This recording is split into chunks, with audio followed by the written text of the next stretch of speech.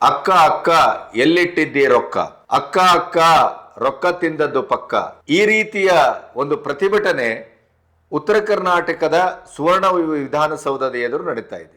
ತೆಲಂಗಾಣದ ಎಲೆಕ್ಷನ್ ಆದಾಗ ವಾಲ್ಮೀಕಿ ಹಗರಣ, ಬಿಹಾರದ ಎಲೆಕ್ಷನ್ ಆಗ್ತಾ ಇರುವಾಗ ಇಲ್ಲಿ ಗೃಹಲಕ್ಷ್ಮಿ ಯೋಜನೆಯ 5,000 ಕೋಟಿಯನ್ನ ನುಂಗಿ ಹಾಕಿದಂತ ಬಿಜೆಪಿ ಆರೋಪಿಸ್ತಾ ಇರುವಂತ ಹಗರಣ. ಒಬ್ಬ ಜವಾಬ್ದಾರಿಯುತ ಸಚಿವೆಯಾಗಿ ಮಾತಾಡ್ತಾ ಇದ್ದೇನೆ ಅಂತ ಗುಡುಗಿದಂತ ಲಕ್ಷ್ಮೀ ಹೆಬ್ಬಾಳ್ಕರ್ ಅವರ ಇಡೀ ಬಣ್ಣವನ್ನ ಬಿಜೆಪಿ ಅಧಿಕೃತ ದಾಖಲೆ ಸಮೇತ ಬಯಲು ಮಾಡಿದೆ. ಒಂದು ಸಿಂಪಲ್ ಆದಂತ ಜನವರಿಯಿಂದ ಆಗಸ್ಟ್ ವರೆಗೆ ಕೊಟ್ಟಿದ್ದೇವೆ, ಅದರಲ್ಲಿ ಈಗ ಫೆಬ್ರವರಿ ಮಾರ್ಚ್ ತಪ್ಪಿದೆ ಅಂತಂದಾಗ ನೋ, ಹಾಗಾಗ್ಲಿಕ್ಕೆ ಸಾಧ್ಯವೇ ಇಲ್ಲ, ನನ್ನ ಹತ್ರ ಪಕ್ಕಾ ರಿಪೋರ್ಟ್ ಇದೆ ಅಂತ ಗುಡುಗಿದ ಇದೇ ಲಕ್ಷ್ಮೀ ಹೆಬ್ಬಾಳ್ಕರ್ ಕೊನೆಗೆ ತಪ್ಪಾಗಿದೆ ಅಂತ ಹೇಳುವಂತ ಪರಿಸ್ಥಿತಿ. ಹಾಗಾದ್ರೆ ಒಬ್ಬ ಸಚಿವೆ ಇಂಥ ಒಂದು ಸಮಾಜ ಕಲ್ಯಾಣ ಇಲಾಖೆಯಲ್ಲಿ ಕೂತಂತ ಸಚಿವೆಗೆ ಇಷ್ಟರ ಮಟ್ಟಿನ ಕನಿಷ್ಠ ಅರ್ಹತೆ ಇಲ್ವೇ? ಈ ಬಿಜೆಪಿಯವರ ಷಂಡತನ ಮತ್ತು ದೌರ್ಬಲ್ಯ ಅದು ಕೇವಲ ಪ್ರಶ್ನೆ ಕೇಳಿ ಅಲ್ಲಿ ಹೂಂಕರಿಸಲಿಕ್ಕೆ ಮಾತ್ರ ಆಗತ್ತೆ ಹೊರತು ಅದನ್ನ ದಡಮುಟ್ಟಿಸುವ ಕೆಲಸವನ್ನ ಇವರು ಮಾಡುವುದಿಲ್ಲ. ಲಕ್ಷ್ಮೀ ಹೆಬ್ಬಾಳ್ಕರ್ ರಾಜೀನಾಮೆ ಕೊಡಬೇಕು ಅಂತ ಹೇಳಿ ಎಲ್ಲ ಸಾಧ್ಯತೆಗಳಿದೆ, ಅವರ ಅದಕ್ಷತೆ ಇದೆ, ನಿರ್ಲಜ್ಜತೆ ಇದೆ, ಸದನಕ್ಕೆ ಸುಳ್ಳು ಹೇಳಿದ್ದಾರೆ, ಹಕ್ಕುಚ್ಯುತಿಯನ್ನು ಮಂಡಿಸಲಿಕ್ಕೆ ಸಾಧ್ಯತೆ ಇತ್ತು. ಸಿದ್ದರಾಮಯ್ಯನವರ ಹಕ್ಕುಚ್ಯುತಿ ಅಲ್ಲ ಇದು ಅಂದ್ಕೊಳ್ಳೆ ಇವರು ಬಾಯಿ ಮುಚ್ಕೊಂಡು ಕೂತರು.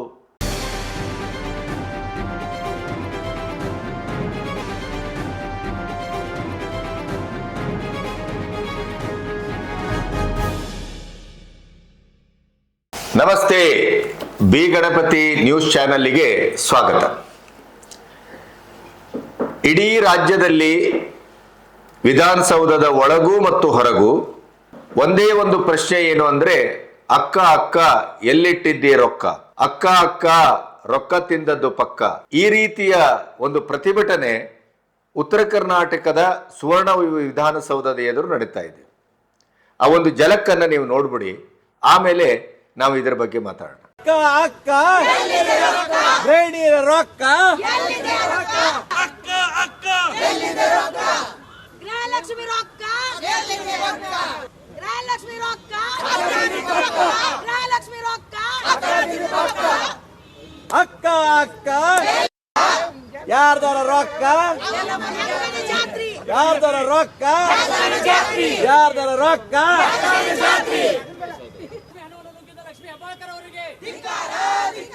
ಬೇಕೇ ಬೇಕು, ನ್ಯಾಯ ಬೇಕು, ಬೇಕೇ ಬೇಕು, ಗೃಹಲಕ್ಷ್ಮಿ ಬಾಕಿ, ಬೇಕೇ ಬೇಕು, ನ್ಯಾಯ ಬೇಕು, ಗೃಹಲಕ್ಷ್ಮಿ ಬಾಕಿ. ನೋಡಿದ್ರಲ್ಲ, ಮಹಿಳೆಯರೆಲ್ಲ ಸೇರ್ಕೊಂಡು ಭಿತ್ತಿ ಪತ್ರವನ್ನ ಹಿಡ್ಕೊಂಡು ಲಕ್ಷ್ಮಿ ಅಕ್ಕ ಎಲ್ಲಿದ್ದೆ ರೊಕ್ಕ, ಅಕ್ಕ ಅಕ್ಕ ರೊಕ್ಕ ತಿಂದಿದ್ದು ಪಕ್ಕ, ಯಾರದೋ ರೊಕ್ಕ, ಎಲ್ಲಮ್ಮನ ಜಾತ್ರೆ, ಈ ತರದ ಘೋಷಣೆಗಳು ಕೂಗ್ತಾ ಇದೆ. ಆ ಕೂಗುವ ಘೋಷಣೆಗಳು ಏನನ್ನ ಸೂಚಿಸ್ತಾ ಇದೆ? ಇದು ಕೇವಲ ಒಂದು ಫೆಬ್ರವರಿ ಮಾರ್ಚಿನ 2 ತಿಂಗಳ 5,000 ಕೋಟಿಯನ್ನ ಕೊಡದೇ ಇರುವ ಪ್ರಶ್ನೆಯೋ, ಈ 5,000 ಕೋಟಿ ಹಾಗಾದ್ರೆ ಎಲ್ಲಿಗೆ ಹೋಗಿದೆ, ಅಥವಾ ಈ 5,000 ಕೋಟಿಯ ಈ ಹಣದ ಲೆಕ್ಕಾಚಾರದ ಹಿಂದೆ ಒಂದು ರಾಜಕೀಯ ಷಡ್ಯಂತ್ರ ಏನಾದರೂ ಇದೆಯಾ? ಸಿದ್ದರಾಮಯ್ಯ ಮತ್ತು ಡಿ ಕೆ ಶಿವಕುಮಾರರ ಬಣ ರಾಜಕೀಯದ ಒಂದು ಈ ತುರುಸಿಗೆ ಲಕ್ಷ್ಮೀ ಹೆಬ್ಬಾಳ್ಕರ್ ಅವರು ಏನಾದರೂ ಬಲಿಯಾಗಿದ್ದಾರಾ? ಅಥವಾ ಸಚಿವೆ, ಒಂದು ಸಮರ್ಥ ಸಚಿವೆ, ಉತ್ತರ ಕರ್ನಾಟಕದಿಂದ ಬಂದ ಮಹಿಳೆ, ಅವರು ಒಬ್ಬ ದಿಟ್ಟ ಸಚಿವೆಯಾಗಿ, ಆಡಳಿತಗಾರ್ತಿಯಾಗಿ ನಮ್ಮೆದುರು ರೂಪುಗೊಳ್ತಾರೆ, ನಿಲ್ತಾರೆ, ಇತಿಹಾಸವನ್ನು ಸೃಷ್ಟಿ ಮಾಡ್ತಾರೆ ಅನ್ನುವಂಥ ಒಂದು ಲೆಕ್ಕಾಚಾರ ಏನಿತ್ತು ಅದು ಸಂಪೂರ್ಣವಾಗಿ ತಲೆಕೆಳಗಾಗಿದೆಯಾ? ಲಕ್ಷ್ಮೀ ಹೆಬ್ಬಾಳ್ಕರ್ ಇಷ್ಟು ದಡ್ಡ ಸಚಿವೆನಾ? ಲಕ್ಷ್ಮೀ ಹೆಬ್ಬಾಳ್ಕರ್ ಇಷ್ಟು ಬೇಜವಾಬ್ದಾರಿ ಸಚಿವೆನಾ? ಲಕ್ಷ್ಮೀ ಹೆಬ್ಬಾಳ್ಕರ್ಗೆ ಹಾಗಾದರೆ ಒಂದು ಸಮಾಜ ಕಲ್ಯಾಣ ಇಲಾಖೆಯನ್ನು ಕೂಡ ನಿರ್ವಹಿಸಲಾರದ ಒಂದು ಅದಕ್ಷತೆ ಅವರ ಅಂತರಂಗದ ಗುಟ್ಟ. ನಾವಿಲ್ಲಿವರೆಗೆ ಅವ್ರ ಬಗ್ಗೆ ತಿಳಿದದ್ದೇ ತಪ್ಪಾಯ್ತಾ ಹಾಗಾದ್ರೆ? ಅಥವಾ ತೆಲಂಗಾಣದ ಎಲೆಕ್ಷನ್ ಆದಾಗ ವಾಲ್ಮೀಕಿ ಹಗರಣ, ಬಿಹಾರದ ಎಲೆಕ್ಷನ್ ಆಗ್ತಾ ಇರುವಾಗ ಇಲ್ಲಿ ಗೃಹಲಕ್ಷ್ಮಿ ಯೋಜನೆಯ 5,000 ಕೋಟಿಯನ್ನ ನುಂಗಿ ಹಾಕಿದಂತ ಬಿಜೆಪಿ ಆರೋಪಿಸ್ತಾ ಇರುವಂತ ಹಗರಣ. ಹಾಗಾದ್ರೆ ಈ ಎಲ್ಲಾ ಪ್ರಶ್ನೆಗಳ ಆಳದಲ್ಲಿ ಏನಿದೆ?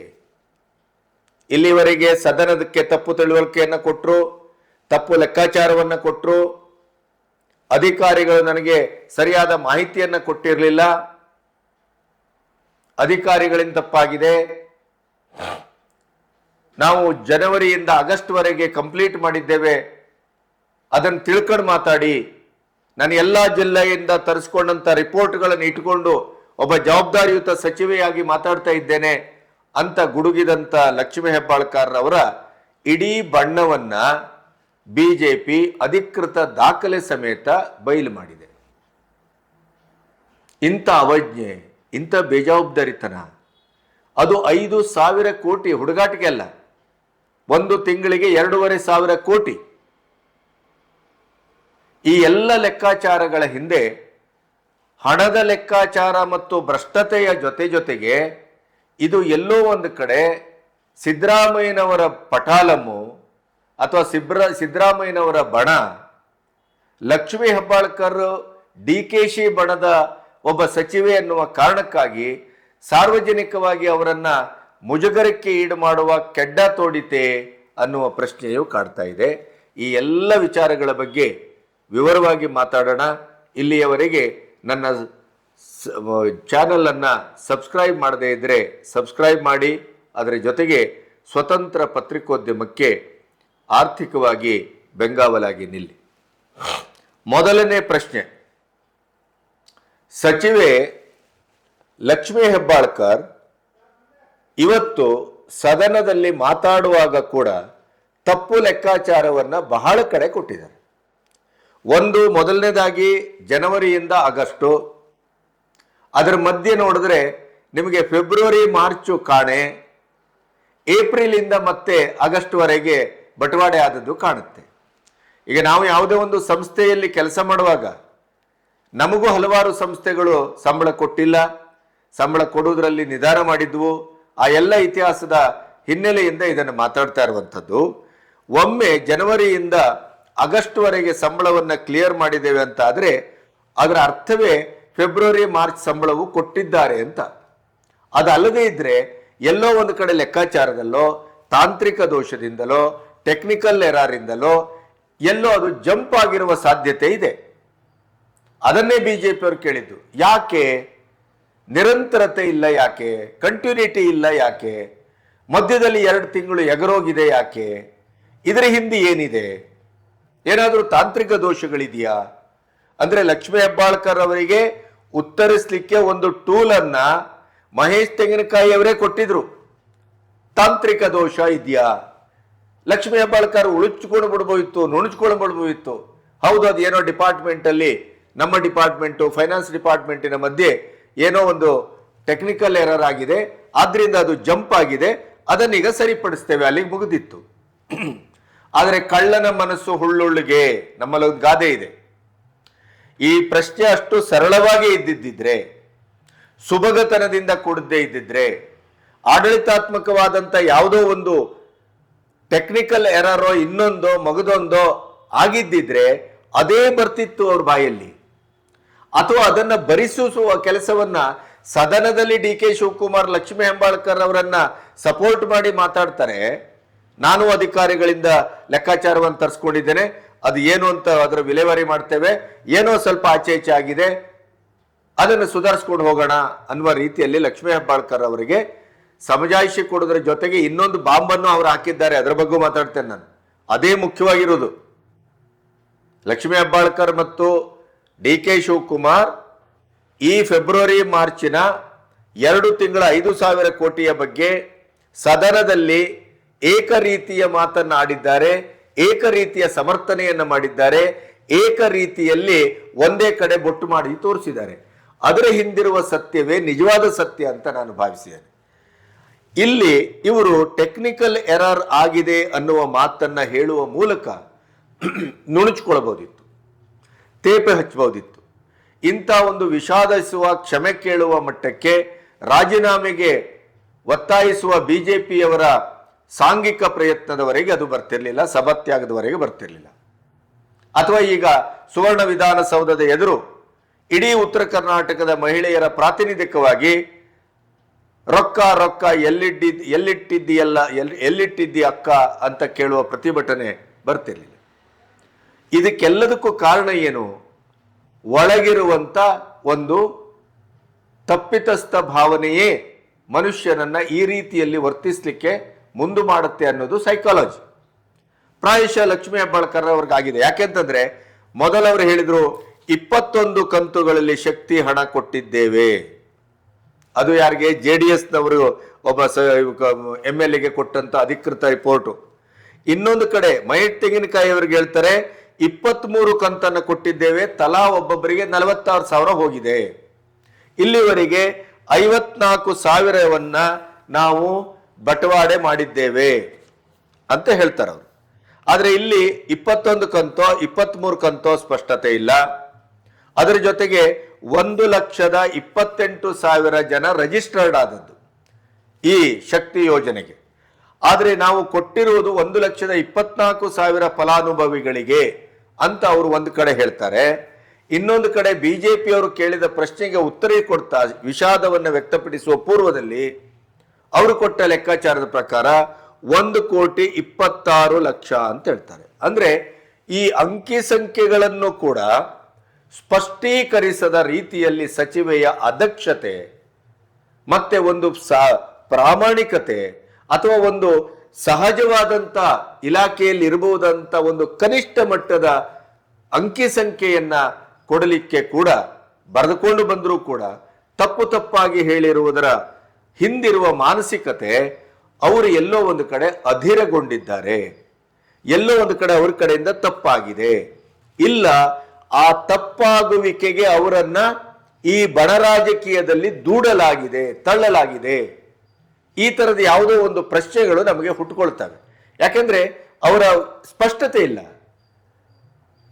ಅಂಕಿ ಸಂಖ್ಯೆಗಳು ತಪ್ಪು, ಅವರು ಸದನಕ್ಕೆ ಕೊಟ್ಟಂತ ಮಾಹಿತಿಗಳು ತಪ್ಪು.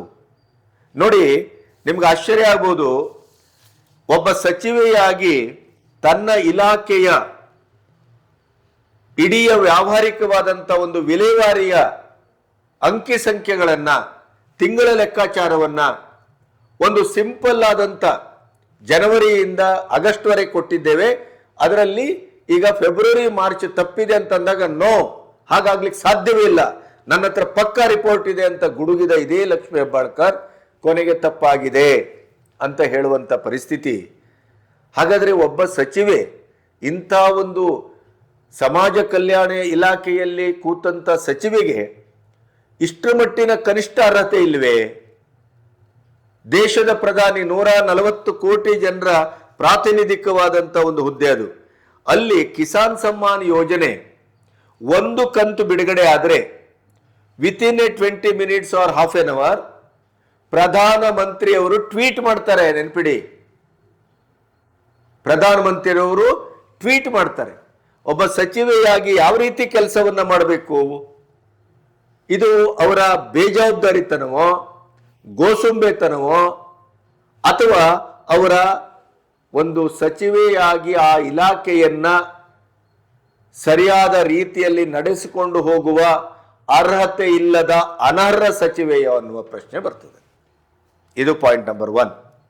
ಇನ್ನು ಎರಡನೇದಾಗಿ ಅವರು ಟೆಕ್ನಿಕಲ್ ಇಶ್ಯೂ ಏನೋ ತೊಂದರೆ ಆಗಿದೆ ಅಂತ ಸುಲಭದಲ್ಲಿ ನುಣುಚಿಕೊಳ್ಳಬಹುದಾದ ದಾರಿಯನ್ನ ಯಾಕೆ ಆಯ್ಕೆ ಮಾಡಿಕೊಂಡಿಲ್ಲ?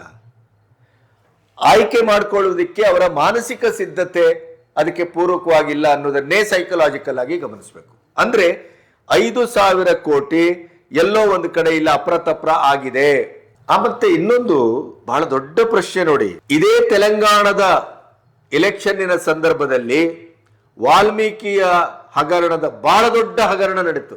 ಅಲ್ಲಿ ಏನಂದ್ರು ಮುಖ್ಯಮಂತ್ರಿಗಳು ಅಥವಾ ಆ ಇಲಾಖೆಯ ಸಚಿವರು ಏನಂದ್ರು? ಅವರು ಹೇಳಿದ್ದು ಅಧಿಕಾರಿಗಳಿಂದಾಗಿದೆ, ಇದು ಅಧಿಕಾರಿಗಳಿಂದ ಮಾಡಿದ ತಪ್ಪು, ಅಧಿಕಾರಿಗಳಿಂದಲೇ ಆದಂತಹ ಹಗರಣ ಇದು ಅನ್ನುವ ಮಟ್ಟಕ್ಕೆ ಮುಖ್ಯಮಂತ್ರಿಗಳು ಬಂದ್ರು, ಸಚಿವರು ಬಂದ್ರು.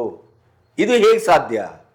ಅಷ್ಟು ಬೃಹತ್ ಪ್ರಮಾಣದ 100 ಕೋಟಿ ಅಲ್ಲ ರೀ, ಅದು 87 ಕೋಟಿ ಅಂತ ಸಮಜಾಯಿಷಿಯನ್ನ ಕೊಟ್ಟಂತ ಸಿದ್ದರಾಮಯ್ಯನವರ ಮಾತು ದಾಖಲಾದದ್ದಿದೆ.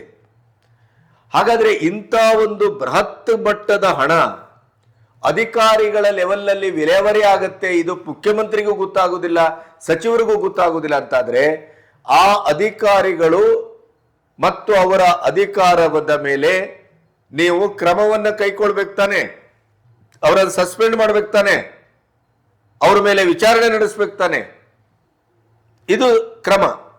ಹಾಗೇನೆ ಇಲ್ಲಿ ಲಕ್ಷ್ಮೀ ಹೆಬ್ಬಾಳ್ಕರ್ ಕೂಡ ನನಗೆ ಅಧಿಕಾರಿಗಳು ತಪ್ಪು ಮಾಹಿತಿ ಕೊಟ್ಟಿದ್ದಾರೆ.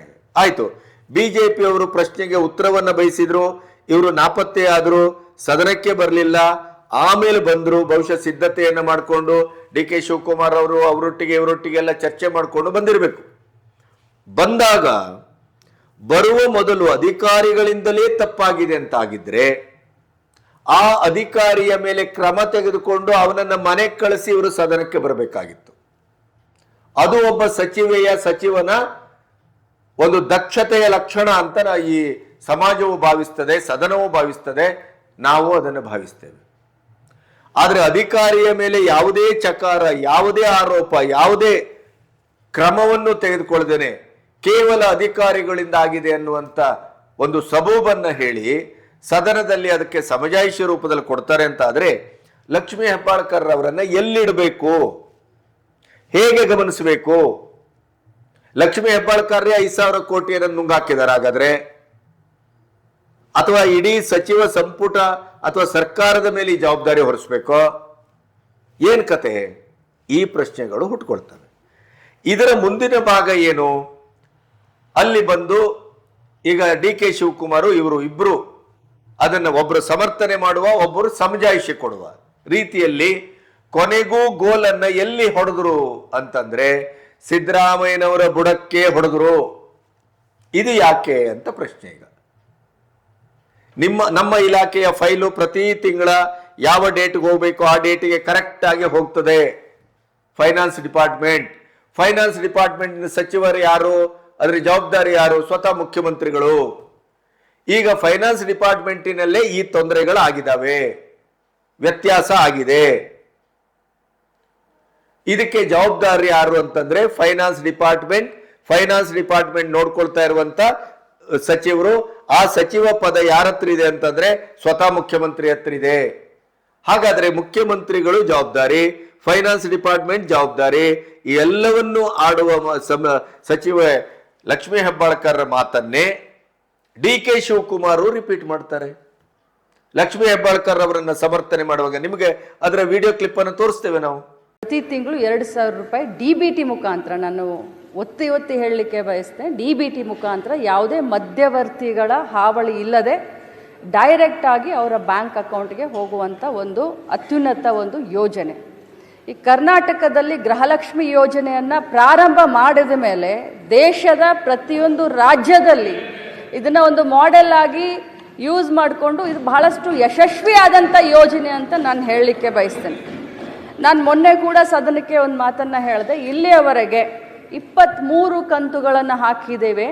46,000 ರೂಪಾಯಿಗಳು ಒಬ್ಬೊಬ್ಬ ಮನೆಯ ಯಜಮಾನಿಗೆ 1,26,00,000 ಮನೆಯ ಕುಟುಂಬದ ಯಜಮಾನಿಗಳಿಗೆ ಸಿಕ್ಕಿದೆ ಅಂತ ಮೊನ್ನೆನೂ ಕೂಡ ನಾನು ಹೇಳಿದ್ದೀನಿ. ಈ ಹೇಳುವಂಥ ಸಂದರ್ಭದಲ್ಲಿ ಪದೇ ಅವರು ಹೇಳ್ತಾ ಇದ್ರು ನನಗೆ ಫೆಬ್ರವರಿ ಮತ್ತು ಮಾರ್ಚ್ ಇದು ಬಂದಿಲ್ಲ ಅಂತ ಹೇಳ್ತಾ ಇದ್ರು ಸದಸ್ಯರು. ನಾನು ಹೇಳಿದೆ ಆಗಸ್ಟ್ವರೆಗೂ ಕ್ಲಿಯರ್ ಮಾಡಿದ್ದೀನಿ ಅಂತ ನಾನು ಹೇಳಿದೆ. ಮಾನ್ಯ ವಿರೋಧ ಪಕ್ಷದ ನಾಯಕರು ಕೂಡ ಹೇಳಲಿಕ್ಕೆ ಬಯಸ್ತೀನಿ, ತಾವು ಬಹಳಷ್ಟು ಅನುಭವಸ್ಥರಿದ್ದೀರಿ ಸರ್.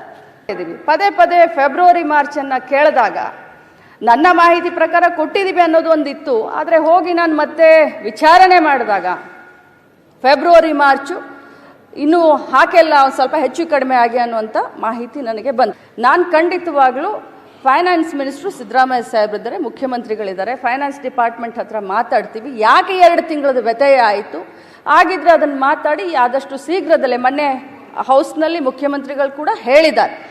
ಅವ್ರ ಮಂತ್ರಿಗಳು ಉತ್ತರ ಕೊಟ್ಟಾಗೂ ನಾನು ಇಲ್ಲಿದ್ದೆ, ಐ ವಾಸ್ ದೇರ್. ಅವರು ಕಂತಿನ ಮೇಲೆ ಅವ್ರು ಹೇಳ್ತಾ ಇದ್ರು, ಇಂತಿಂತ ಇಷ್ಟು ಕಂತು ಬಿಡುಗಡೆ ಮಾಡಿದ್ವಿ, ಇಷ್ಟು ಕಂತು ಬಿಡುಗಡೆ. ನಾನು ಆಫೀಸರ್ಸ್ನ ಕರೆದು ಕೇಳಿದೆ, ಅವರು ಲಿಸ್ಟ್ ಕೊಟ್ಟಿದ್ದಾರೆ. ಟಿಲ್ ಸೆಪ್ಟೆಂಬರ್ವರೆಗೂ ಕೂಡ ಈಗ ರಿಲೀಸ್ ಆಗಿದೆ. ಮಧ್ಯದಲ್ಲಿ 1-2 ತಿಂಗಳು ಇಲ್ಲ ಅನ್ನೋದು ಅವರು ಮಾಡಿದ್ದಾರೆ. ಅದಕ್ಕೆ ಅವರು ಕನ್ಫರ್ಮ್ ಮಾಡಿದ್ದಾರೆ. ಚೀಫ್ ಮಿನಿಸ್ಟರ್ ಹತ್ರ ಕೂಡ ಅವರು ಮಾತಾಡಿ, ಈಸ್ ಎ ಫೈನಾನ್ಸ್ ಮಿನಿಸ್ಟರ್, ಯಾವತ್ತೇ ಆಗಲಿ ನೀವು ಮಂತ್ರಿ ಆಗಿರಲಿ ನಾನು ಮಂತ್ರಿ ಆಗಲಿ ನಮಗೆ ಫೈನಾನ್ಸ್ ಮಿನಿಸ್ಟ್ರಿಂದ ಏನು ಬರ್ತದೆ ಅದು ನಾವು ಟ್ರಾನ್ಸ್ಫರ್ ಮಾಡ್ತೀವಿ. ಅವರು ನಮ್ಮ ಸ್ನೇಹಿತರು, ನಮ್ಮ ಸುನಿಲ್ ಯಂಗ್ ಲೀಡರ್, ಅವರು ಸರ್ಕಾರ ದಿವಾಳಿ ಆಗ್ಬಿಟ್ಟಿದೆ ಅಂತ ಒಪ್ಕೊಳ್ಳಿ ಅಂತ ಹೇಳ್ತಾ ಇದ್ದಾರೆ. ಆಯಿತು, ನಿಮ್ಮ ಭಾವನೆ ಏನು ಬೇಕಾದ್ರೂ ಇರಲಿ. ಈಗ ನೀವು ಮಂತ್ರಿ ಇದ್ರಿ, ಒಂದು ಬಜೆಟ್ ಮಂಡಿಸಿದ್ರಿ, ನಿರ್ಮಲಾ ಸೀತಾರಾಮನ್ ಬಜೆಟ್ ಮಂಡಿಸಿದ್ರು, 5300 ಕೋಟಿ ರೂಪಾಯಿ ಕೊಡ್ತೀನಿ ಅಂತ ನೀವು ಮಾತು ಕೊಟ್ರಿ, ಅದು ಕೊಡಲಿಲ್ಲ. ಇಲ್ಲಿ ಬೊಮ್ಮಾಯಿ ಗೌರ್ಮೆಂಟ್ ಬಂತು. ಒಂದು ನಿಮಿಷ ಇರ್ರಿ, ತಾಳ್ಮೆ ಕೇಳಿ ಸ್ವಾಮಿ, ನಿಮ್ದೆಲ್ಲ ಕೇಳಿದ್ವಿ ನಾವು, ಕೇಳಿ ಒಂದು ನಿಮಿಷ. 5300 ಕೋಟಿ ರೂಪಾಯಿ ನಿಮ್ದೇ ಬಜೆಟ್ ಇರ್ರಿ ಸ್ವಲ್ಪ, ನಿಮ್ದೇ ಗೌರ್ಮೆಂಟ್ ಹೇಳ್ತು, ಆಯ್ತಪ್ಪ 5300 ಕೋಟಿ ರೂಪಾಯಿ ಅಪ್ಪರ್ ಬರ್ನ ಬಜೆಟ್ಗೆ ಕೊಡ್ತೀವಿ ಅಂತ ಹೇಳಿದ್ರು, ಕೊಡಕ್ಕಾಗ್ಲಿಲ್ಲ. ಇಲ್ಲಿ ನರೇಗಾ ದುಡ್ಡು ಇವತ್ತರೆಗೂ ಕೂಡ ಕೋಟ್ಯಾಂತರ ರೂಪಾಯಿ ಕೊಡಬೇಕು, ಜಲ್ ಜೀವನ್ ಮಿಷನ್ ದುಡ್ಡು ಸುಮಾರು 30-40 ಸಾವಿರ ಕೋಟಿ, ಹಂಗಂತ ಕೇಂದ್ರ ಸರ್ಕಾರ ದಿವಾಳಿಯಾಗೋಯ್ತು ಅಂತ ಹೇಳಕ್ಕಾಗ್ತದ ನಾನು? ಲಕ್ಷ್ಮೀ ಹೆಬ್ಬಾಳ್ಕರ್ ಹೇಳಿದ ಮಾತನ್ನೇ ಇವರು ಹೇಳ್ತಾರೆ, ಕೇಂದ್ರ ಅದು ಕೊಟ್ಟಿಲ್ಲ ಇದು ಕೊಟ್ಟಿಲ್ಲ ಅದೆಲ್ಲ ಹೇಳಿ, ಜೊತೆಗೆ ಅಲ್ಲಿ ಅವರು ಏನು ನಮಗೆ ದುಡ್ಡು ಕೊಟ್ಟಿಲ್ಲ ಅನ್ನೋ ಕಾರಣಕ್ಕಾಗಿ ಕೇಂದ್ರ ಸರ್ಕಾರ ದಿವಾಳಿ ಅಂತ ಹೇಳ್ಬಿಡುದ. ಆದ್ರಿಂದ ನೀವು ಇಲ್ಲಿ ನಾವು 2 ತಿಂಗಳ 5,000 ಕೋಟಿಯನ್ನು ಕೊಟ್ಟಿಲ್ಲ ಅನ್ನೋ ಕಾರಣಕ್ಕಾಗಿ ಸರ್ಕಾರ ದಿವಾಳಿಯಾಗಿದೆ ಅಂತ ನೀವು ಹೇಳಬಾರ್ದು, ಅದು ಸರಿಯಾದ ಉತ್ತರ ಅಲ್ಲ. ಈ ತರ ಹೇಳ್ತಾ ಕೊನೆಗೆ ಏನ್ ಹೇಳ್ತಾರೆ ಅಂದ್ರೆ, ಫೈನಾನ್ಸ್ ಡಿಪಾರ್ಟ್ಮೆಂಟಿನ ತೊಂದರೆ ಇದು, ಅವ್ರ ಡಿಪಾರ್ಟ್ಮೆಂಟ್ ಇಂದ ಹೋಗುತ್ತೆ, ಫೈನಾನ್ಸ್ ಡಿಪಾರ್ಟ್ಮೆಂಟ್ ಅಲ್ಲಿ ಏನೋ ತೊಂದರೆ ಆಗಿದೆ, ಫೈನಾನ್ಸ್ ಡಿಪಾರ್ಟ್ಮೆಂಟ್ ಅವರೇ ಇದರ ಜವಾಬ್ದಾರಿಯನ್ನು ನಿರ್ವಹಿಸಬೇಕು, ಹೊತ್ಕೋಬೇಕು ಅನ್ನುವ ರೀತಿಯಲ್ಲಿ ಡಿ.ಕೆ. ಶಿವಕುಮಾರ್ ಮಾತಾಡ್ತಾರೆ. ಅಂದ್ರೆ ಈ ಲಕ್ಷ್ಮೀ ಹೆಬ್ಬಾಳ್ಕರ್ ಮತ್ತು ಡಿ.ಕೆ. ಶಿವಕುಮಾರ್ ಇಬ್ಬರೂ ಕೂಡ ಈಗ ಮುಖ್ಯಮಂತ್ರಿಯನ್ನೇ ಜವಾಬ್ದಾರಿಯುತ ಸ್ಥಾನದಲ್ಲಿ ಕೂಡಿಸ್ಲಿಕ್ಕೆ ಹೊರಟಿದ್ದಾರೆ. ಹಾಗಾದ್ರೆ ಇಲ್ಲಿ ಇವರಿಬ್ಬರು ಅವರ ಮೇಲೆ ಗೂಬೆ ಕೂರಿಸ್ತಾ ಇದ್ದಾರೋ ಅಥವಾ ಲಕ್ಷ್ಮೀ ಹೆಬ್ಬಾಳ್ಕರ್ರನ್ನ ತಟ್ಟಿದ್ರೆ, ಲಕ್ಷ್ಮೀ ಹೆಬ್ಬಾಳ್ಕರ್ರನ್ನ ಸಾರ್ವಜನಿಕ ಜೀವನದಲ್ಲಿ ಬೀಳಿಸಿದ್ರೆ, ಸದನದಲ್ಲಿ ಮುಜುಗರಕ್ಕೆ ಒಳಮಾಡಿದ್ರೆ ಅದರ ಪರಿಣಾಮ ಡಿ.ಕೆ. ಶಿವಕುಮಾರ್ಗೆ ತಟ್ಟುತ್ತದೆ ಅನ್ನುವಂತ ರಾಜಕೀಯ ಲೆಕ್ಕಾಚಾರದಲ್ಲಿ ಸಿದ್ದರಾಮಯ್ಯನವರು ತನ್ನ ಫೈನಾನ್ಸ್ ಡಿಪಾರ್ಟ್ಮೆಂಟಿನಿಂದ ಬೇಕಂತಲೇ ಈ 2 ತಿಂಗಳದ ಯಾಮಾರಿಸುವಿಕೆಯನ್ನಾದ್ರೂ ಮಾಡಿದ್ದಾರಾ, ಈ ಪ್ರಶ್ನೆಯೂ ಹುಟ್ಕೊಳ್ತದೆ. ಇಲ್ಲಿ ರಾಜಕೀಯವಾದಂತ ಒಂದು ಷಡ್ಯಂತ್ರ, ರಾಜಕೀಯವಾದ ಆಟ ಮೇಲಾಟಗಳು ಕೂಡ ಕೆಲಸ ಮಾಡಿದ್ದಾವೆ ಅನ್ನೋದನ್ನ ನಾವು ಮರೆಯಲಿಕ್ಕೆ ಸಾಧ್ಯ ಇಲ್ಲ. ಒಂದು. ಎರಡನೇದು, ಬಿಹಾರದ ಎಲೆಕ್ಷನ್ ಸಂದರ್ಭದಲ್ಲೇ ಈ 2 ತಿಂಗಳದ 5,000 ಕೋಟಿ ಇಲ್ಲಿ ಅವೈಜ್ಞಾನಿಕವಾಗಿ, ಯಾಕಂದ್ರೆ ಕ್ರಮಬದ್ಧವಾಗಿ ನೀವು ಯಾವುದೇ ರೀತಿಯಲ್ಲಿ ನೋಡಿದ್ರು, ಜನವರಿಯಿಂದ ಆಗಸ್ಟ್ ಅಂತಂದ್ರೆ ಜನವರಿ, ಫೆಬ್ರವರಿ, ಮಾರ್ಚ್, ಏಪ್ರಿಲ್, ಮೇ, ಜೂನ್, ಜುಲೈ, ಆಗಸ್ಟ್ ಆಗಬೇಕು. ನೀವು ಮಧ್ಯದಲ್ಲಿ ಅದನ್ನು ಸ್ಕಿಪ್ ಮಾಡುವಾಗಿಲ್ಲ. ನೀವು ಬೇಕಾದ್ರೆ ಆಗಸ್ಟ್ ತಿಂಗಳಿಂದ ಅಲ್ಲಿ ಕೊನೆ 2 ತಿಂಗಳಲ್ಲಿ ಜಂಪ್ ಮಾಡ್ಬೋದು ಬೇಕಾದ್ರೆ. ಏನೋ ತೊಂದರೆ ಆಗಿದೆ, ಏನೋ ಟೆಕ್ನಿಕಲ್ಲು, ಹಣ ಇಲ್ಲವೋ, ಮದ್ದೊಂದು ಏನೇ ಆಗಿದ್ರು ಆಗಲಿ. ಆದರೆ ಈ ಕ್ರಮವನ್ನು ಹೇಗೆ ನೀವು ತಪ್ತೀರಿ?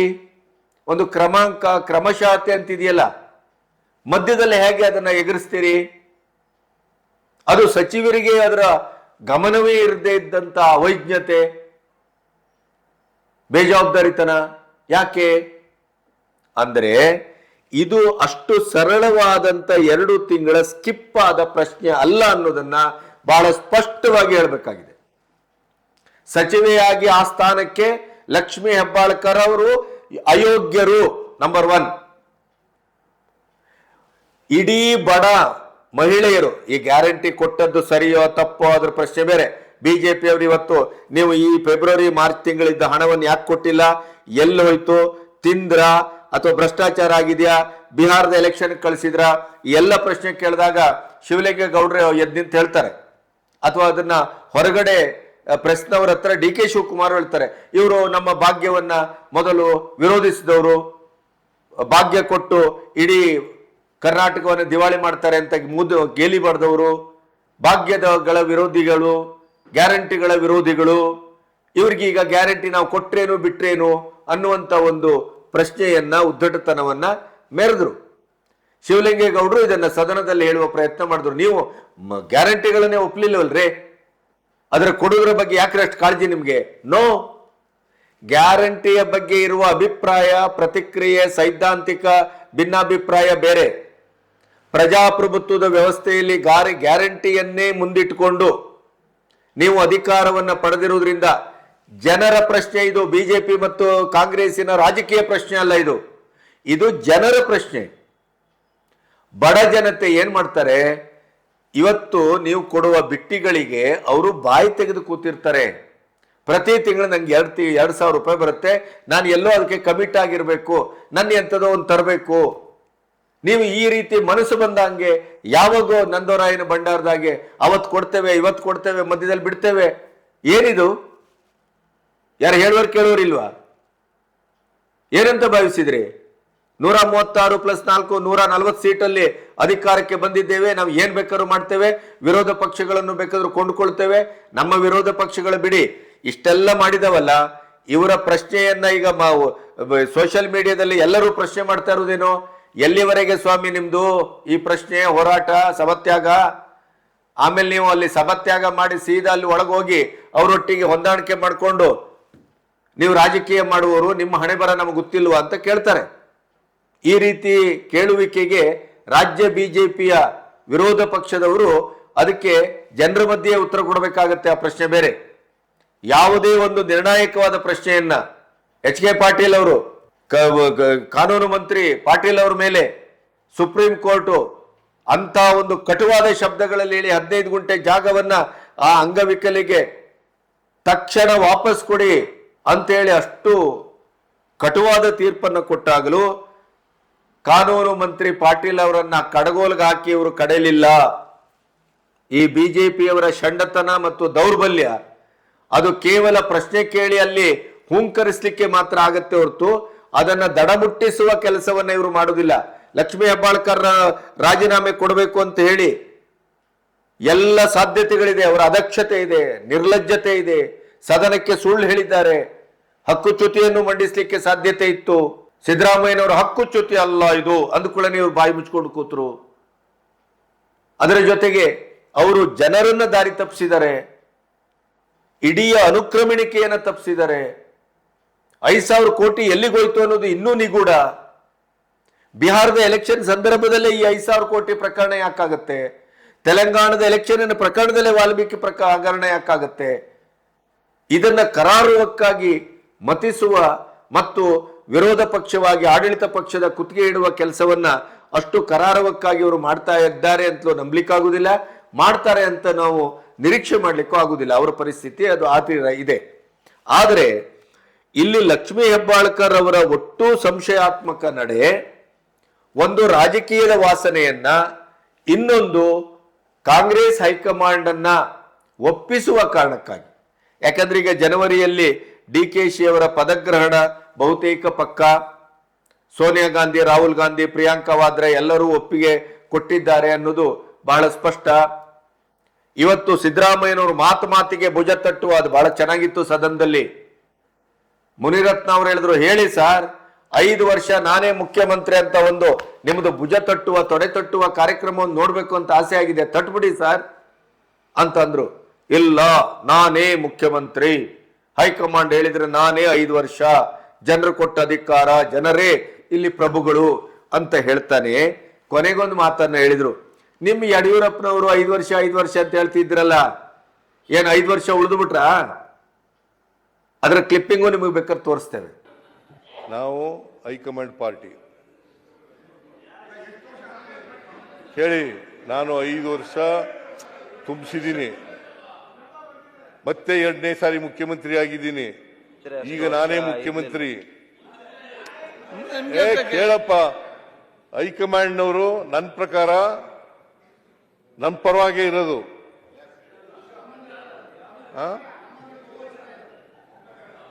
ಆಯ್ತಪ್ಪ, ಹೈಕಮಾಂಡ್ನವರು ಏನ್ ತೀರ್ಮಾನ ಮಾಡ್ತಾರೆ ಅದ್ರ ಪ್ರಕಾರ ನಡ್ಕೊಳ್ಳೋದು ನಾವು.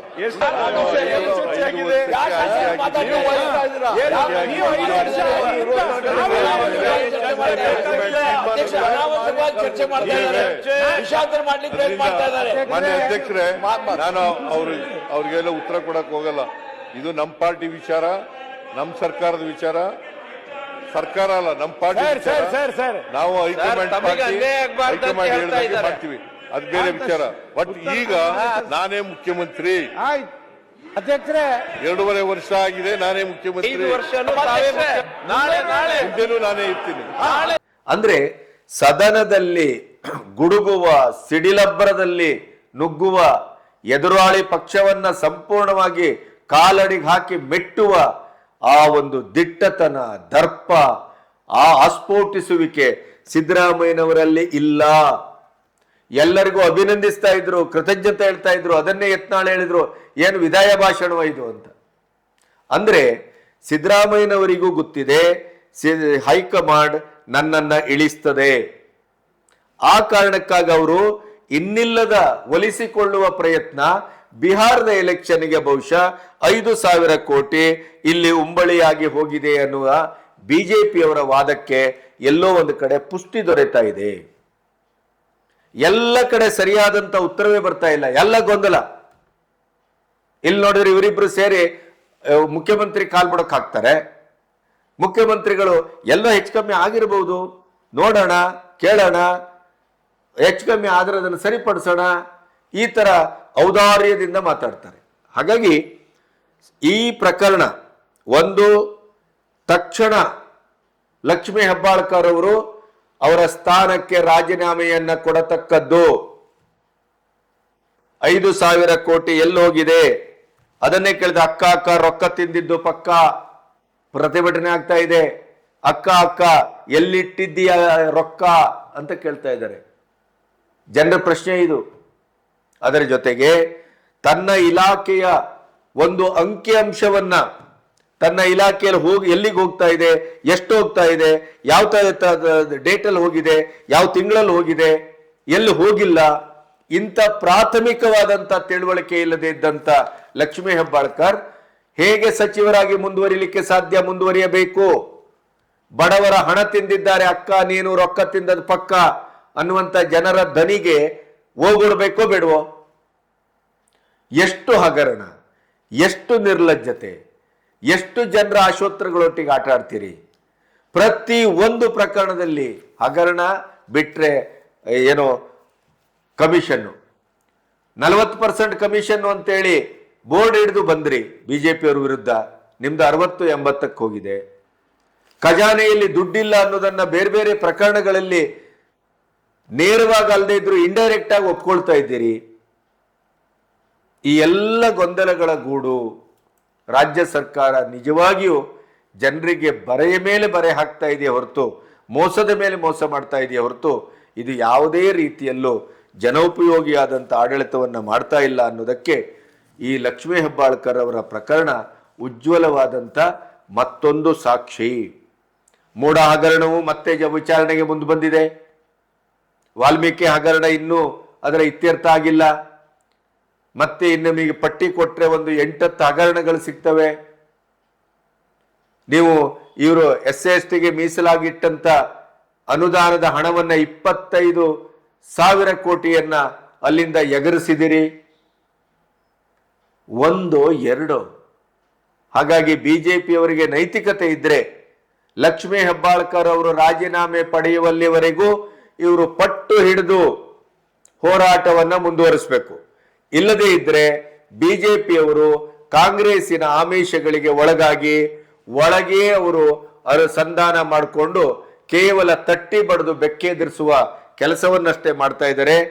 ಕಾಂಗ್ರೆಸ್ ಸರ್ಕಾರ ಜನರಿಗೆ ಮೋಸ ಮಾಡ್ತಾ ಇದ್ದದಷ್ಟೇ ಅಲ್ಲ, ಬಿಜೆಪಿಯು ಜನರಿಗೆ ತಾವು ಪ್ರಶ್ನೆ ಮಾಡ್ತಾ ಇದ್ದೇವೆ, ಹೆದರಿಸ್ತಾ ಇದ್ದೇವೆ, ಆಡಳಿತ ಪಕ್ಷದವನ್ನ ಕುತ್ತಿಗೆ ಹಿಡಿದು ಎಳೆದು ತಂದು ನಿಲ್ಲಿಸ್ತಾ ಇದ್ದೇವೆ ಅನ್ನುವಂತ ಪೋಸ್ ಕೊಡ್ತಾ ಇದ್ದಾರೆ ಹೊರತು ನಿಜವಾಗಿಯೂ ಅವರು ಕಾಂಗ್ರೆಸ್ಸಿನ ಅಣ್ತಂದಿಕ್ಕಳು ಅನ್ನೋದನ್ನ ನಾವು ಒಪ್ಕೋಬೇಕಾಗತ್ತೆ.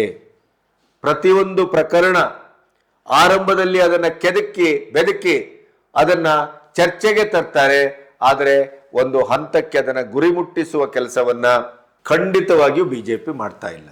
ಹಾಗಾಗಿ ಕಾಂಗ್ರೆಸ್ಸು ಮತ್ತು ಬಿಜೆಪಿ ಇದು ಯಾವುದು ಬೇಕು ನಮಗೆ ಅಂತ ಪ್ರಶ್ನೆ ಮಾಡ್ತಾ ಹೋದ್ರೆ ಕರ್ನಾಟಕದ ಮಟ್ಟಿಗೆ ಇವೆರಡು ಆಚೆಯ ಆಯ್ಕೆಯ ಬಗ್ಗೆ ಯೋಚನೆ ಮಾಡಬೇಕೆ ಹೊರತು ಈ ಎರಡು ಆಯ್ಕೆಗಳಲ್ಲಿ ನಮ್ಮ ಆಯ್ಕೆ ಯಾವುದೂ ಸರಿ ಇಲ್ಲ ಅಂತಲೇ ಅನ್ನಿಸ್ತಾ ಇದೆ. ನಮಸ್ತೆ.